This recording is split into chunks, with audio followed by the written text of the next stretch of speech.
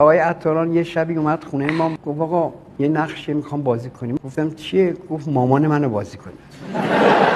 گفتم یعنی مامان گیر نمیاد تو سینما؟ گفت نه والا جدی میگم. رفتیم لباس مادرم پوشیدیم و گفتم با گیریم بریم خونه ما ببینیم اصلا زن و بچه‌مون میشناسن ما رو در وهله اول. ما اومدیم نگهبانی دم خونه، همیشه اون پایین 3-4 نفر از آقایون زحمتکش بودن. یکیشون آقای شمالی بود، فوری بلند شد اومد دم در. سلام علیکم. گفت سلام خانم جان بفرمایید.